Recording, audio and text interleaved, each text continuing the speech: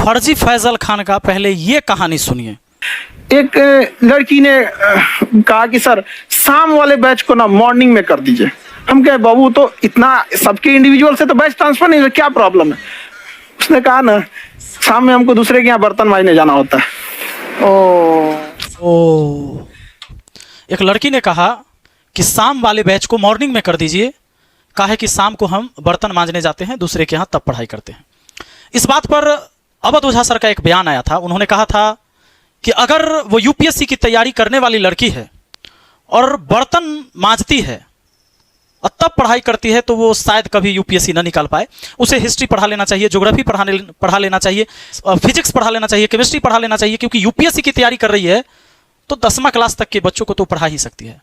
खैर अवध ओझा सर ने जो बात कही, इसका जब दोबारा शुभांकर मिश्रा जी इससे जब पूछते हैं के शो में, वहां पर आपने कहानी सुनाई थी, यूपीएससी की लड़की थी, बर्तन मांजती थी। वो कहे यार क्या कमाल की कहानी आप बुनते हैं, और ऐसी कहानियां बुनते हैं कि देश की जनता भावुक होती है। इस देश में गरीबी बेचना आसान है। खान सर ने मासूमियत गरीबी बेचकर पढ़ा दिया, वरना यूपीएससी वाली लड़की ट्यूशन पढ़ा लेती, ट्यूशन पढ़ा के अपना पढ़ाई लिखाई करती। बर्तन मांजने वाली बर्तन ही मांजती है। ओझा सर राजा बनने का टेक्निक सिखाते हैं। मतलब उनका ये कहना है कि जो बर्तन मांज रहा है, जो सब्जी बेच रहा है, उसको आईएएस का बैच पढ़ने का अधिकार नहीं है। नहीं, वो कह रहे उसकी जगह ट्यूशन पढ़ा लेती, भूगोल पढ़ा लेती, हिस्ट्री पढ़ा लेती।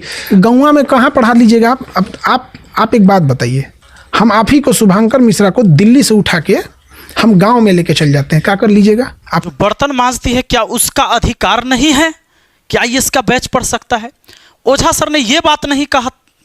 ओझा सर ने ये बात नहीं कहा था कि पढ़ नहीं सकता है। ओझा सर ने यह बात कहा था कि अगर वो हिस्ट्री, ज्योग्राफी, पॉलिटी नहीं पढ़ा सकती है तो फिर यूपीएससी कैसे निकालेगी। इसने क्या किया, इस एंगल को एक गरीबी फिर बेचने का इसने काम किया।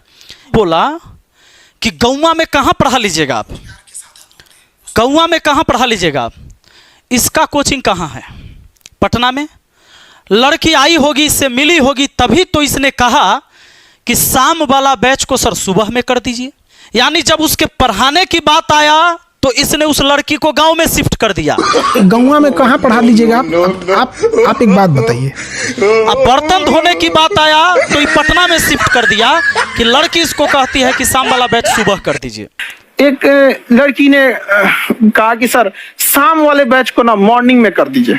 हम कहे बाबू तो इतना सबके इंडिविजुअल से तो बैच ट्रांसफर नहीं, क्या प्रॉब्लम है? उसने कहा ना शाम में हमको दूसरे के यहाँ बर्तन मांजने जाना होता है। अब कुछ लोग आके ज्ञान देंगे हमको कि हो सकता है वो लड़की ऑनलाइन पढ़ती होगी। तो लड़की ऑनलाइन पढ़ती है अगर, तो उसको शाम और सुबह से कोई मतलब ही नहीं है दीजिए, यानी कि वह स्टूडेंट ऑफलाइन के है। और जब ऑफलाइन की है तभी इसने कहा कि बर्तन मांजने शाम में चल जाती है, और शाम में अगर बर्तन मांजने जाती है तो बेचारी क्लास कैसे करेगी। लेकिन जब ट्यूशन पढ़ाने की बात आ गया तो इसने कहा कि गौवा में कहाँ ट्यूशन पढ़ा लेगी। यानी ट्यूशन पढ़ाते टाइम लड़की गांव में है और जब पढ़ना है उस समय यहाँ है। तो फैजल खान इतना बढ़िया झूठा कहानी कैसे बना लेते हो। और सबसे बड़ा तो दुर्भाग्य की बात यह है कि तुम्हारे इस कहानी पर भी लोग बड़ा इमोशनल हो जाते हैं। थैंक यू भाई, थैंक यू।